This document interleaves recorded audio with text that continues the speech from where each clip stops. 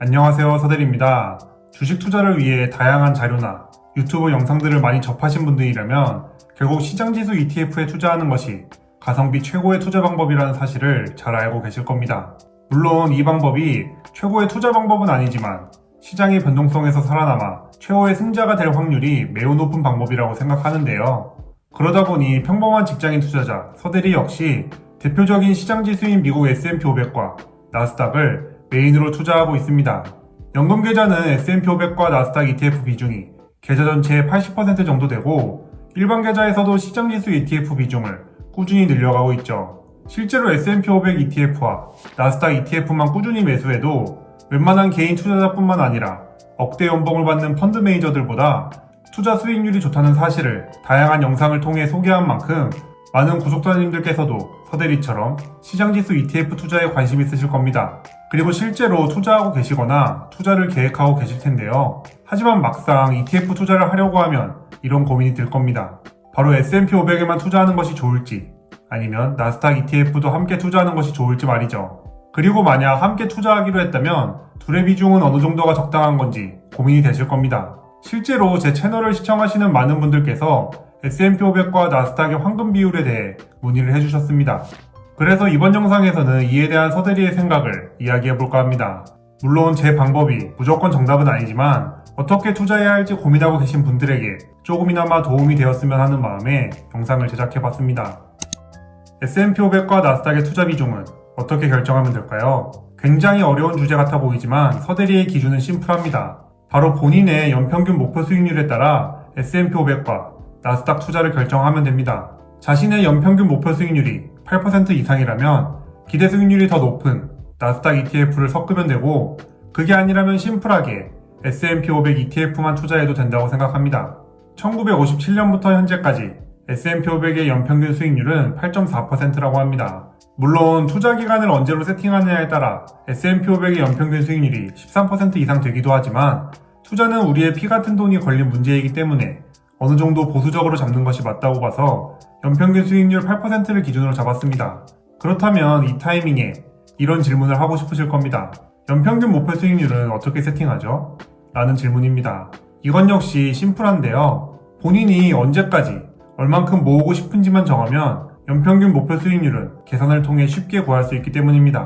계산도 할 필요가 없도록 서대리가 이미 목표 달성 로드맵이라는 이름으로 구글 시트를 만들어 뒀습니다. 이용 방법은 이 영상에서 자세하게 확인하실 수 있으니 영상 링크는 고정 댓글을 확인해주세요. 참고로 서대리의 경우 투자뿐만 아니라 어떤 일을 하더라도 목표부터 확실하게 세팅하고 움직입니다. 목표가 명확하게 세팅되어 있다면 그 목표를 달성하기 위한 과정은 자연스럽게 그려지기 때문이죠. 그리고 목표가 있다면 중요한 순간순간마다 옳은 선택을 할 수 있는 기준이 되는 만큼 목표부터 세팅하는 습관을 추천합니다. 다시 투자 얘기로 돌아와서 서대리의 목표는 41세가 되기 전에 6억 6천만 원의 금융자산을 모아 조기 은퇴하여 제2의 인생을 시작하는 것입니다. 그러기 위해서는 앞으로 6년간 연평균 수익률이 10% 이상 되면서 매월 300만 원씩 투자를 해야 달성할 수 있는 목표입니다. 즉, 서대리는 S&P 500뿐만 아니라 나스닥 ETF도 함께 가져가야 하는 운명입니다. 그래서 서대리는 연금 계좌뿐만 아니라 일반 계좌에서도 나스닥 ETF를 일정 비중 함께 모아가는 것입니다. 연평균 목표 수익률이 10% 정도이기 때문에 나스닥 ETF 비중을 크게 가져갈 필요가 없습니다만 연금저축 펀드를 처음 시작할 당시에는 무조건 기승전 나스닥을 외쳤던 때라 현재 계좌의 나스닥 비중이 상당히 큰 상태입니다. 그래서 앞으로는 제 목표에 맞게 S&P 500 ETF 투자 비중을 더욱 늘릴 계획입니다. 이처럼 연평균 목표 수익률 8%를 기준으로 목표가 점점 올라갈수록 나스닥 ETF 비중을 늘려나가면 됩니다. 물론 앞으로도 나스닥 ETF가 지난 10년처럼 폭풍 상승할지는 알 수 없습니다. 오히려 S&P 500보다 수익률이 낮을 수도 있죠. 실제로 2021년만 보더라도 S&P 500이 나스닥보다 더 상승했습니다. 하지만 장기적으로 보면 기술주 중심인 나스닥 ETF의 기대 수익률이 더 높을 것이라고 생각합니다. 결국 인간의 삶을 완전히 바꿔버리는 것은 기술이기 때문이죠.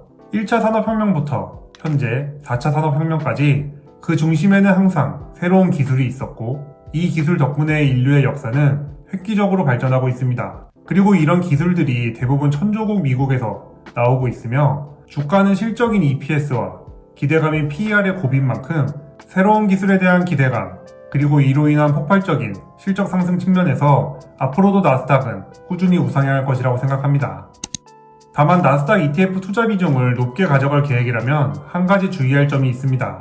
바로 기대 수익률이 높아지는 만큼 포트폴리오 변동성도 커진다는 점인데요. 아무래도 기술주 중심이기 때문에 시장 그 자체인 S&P 500에 비해 주가 변동성이 클 수밖에 없다 보니 큰 비중으로 투자를 계획하고 있다면 미리 각오하면 좋을 것 같습니다.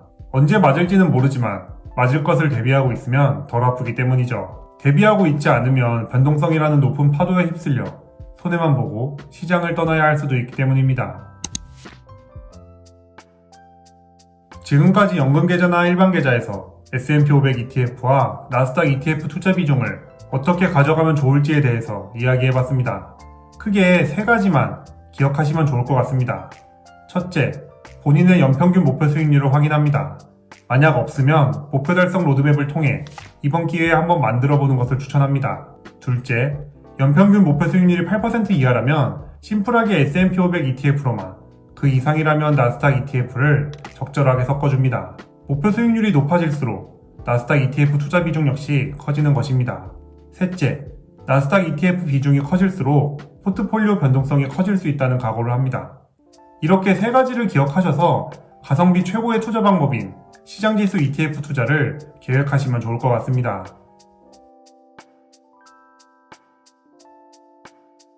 그럼 오늘도 긴 영상 시청해주셔서 감사합니다. 제 채널이 구독자님들의 자본주의 라이프에 조금이나마 도움이 되었으면 좋겠습니다. 지금까지 서대리였습니다.